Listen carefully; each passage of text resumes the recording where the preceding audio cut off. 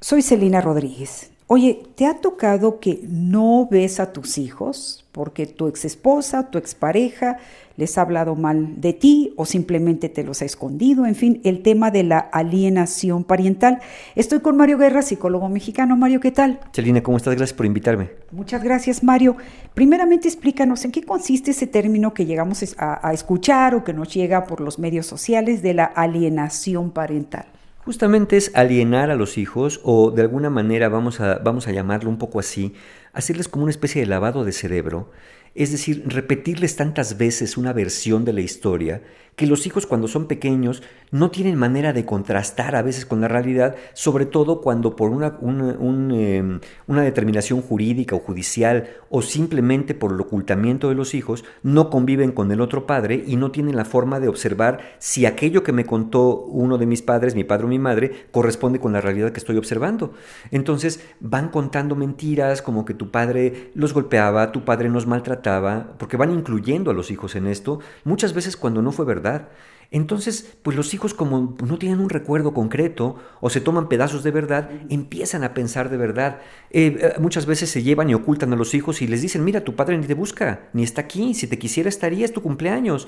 Y es cuando justamente ni les notifican nada o les prohíben la entrada y no les dicen a los hijos, pues sabes qué, hay una orden de restricción que yo a través de algunas mentiras obtuve y por eso tu padre no puede venir. Y cuando los padres mandan cartas o mensajes, aquellos están muy pendientes de las redes sociales o del correo para ocultar y decirles, mira, nunca te ha escrito, nunca se ha presentado. ¿Cuántos pacientes míos no me dicen, Mario, un día descubrí un cajón de mi mamá o de mi papá lleno de cartas que me había mandado mi padre o mi madre que jamás fueron abiertas o que regresaban o mi padre lo encontré y me devolvió un bonche de cartas que le había regresado el correo porque fueron rechazadas diciendo que no vivíamos ahí? Entonces, eso genera mucho daño y mucho resentimiento justamente con aquel padre que mintió y que distorsionó la verdad, pero justamente también una afectación por crear una imagen fantasiosa de un padre que no era como se decía. Yo aquí diría, a ver, pónganse a pensar lo que están haciendo. Cuando ustedes hablan mal, sin sustento, ya sea del padre o de la madre de sus hijos, lo que están haciendo mal es hablarle mal de la mitad de su familia, de la mitad de su identidad, de la mitad de su origen. Están literalmente, vamos a decirlo así, como pateando la bandera de tu propia patria. Entonces, salvo que de veras haya un sustento, porque los hay también, hay padres y madres abusadores de mucho tipo, si no es el caso, estás afectando profundamente la identidad de tu hijo al mentirle, al decirle verdades a medias, al parcializar o exagerar. A veces no es que se mienta, sino que se exageran las cosas. Lo importante es que la intención es hacer quedar mal al otro para que los hijos no lo quieran. Se vuelven entonces hijos huérfanos, ¿no? Porque por un lado no están viendo al padre y por otro lado, cuando llegan a descubrir que fueron alienados de su padre o de su madre, pues manejan un resentimiento tremendo contra la otra pareja, ya sea padre o madre, se quedan huérfanos. Sí, pero peor que huérfanos, te voy a decir por qué. Porque un niño huérfano puede hacerse al menos la fantasía de que su padre o su madre lo abandonó por un supuesto beneficio, es decir, lo dejó en manos de alguien más capaz. Pero cuando la situación es por alienación, ya no hay la duda. Resulta que mi padre me abandonó porque es malo, porque no me quería, porque me odiaba y me maltrató.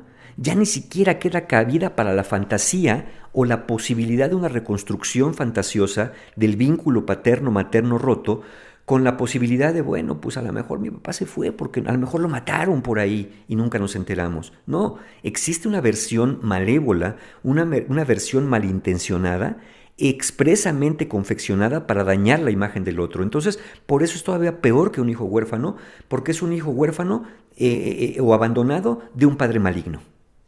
¿Qué recomiendas a los papás que se encuentren en esta situación cuando les han alejado o negado el ver a sus hijos, Mario?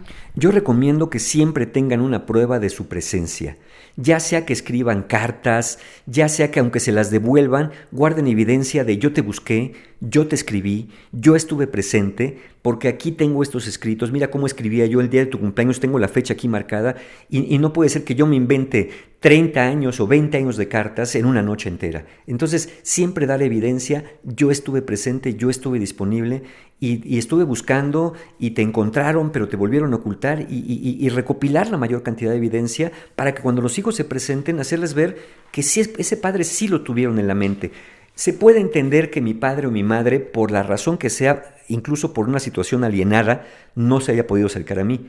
Lo que nunca podré entender es por qué no me tuvo en su corazón y no me tuvo en su pensamiento. Por eso reúnan esta evidencia y siempre traten de llegar o hacer ver a sus hijos que están ahí presentes. Y a los padres que están alienando o alejando a su expareja de los hijos, ¿qué les dices, Mario? Yo creo que es de los mayores daños que se puede hacer. Busquen otra manera de canalizar su resentimiento, su enojo.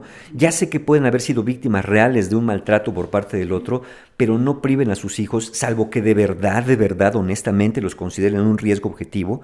No deberían privarlos porque el daño se los hizo su pareja, pero esa persona no es pareja de sus hijos, es padre o madre.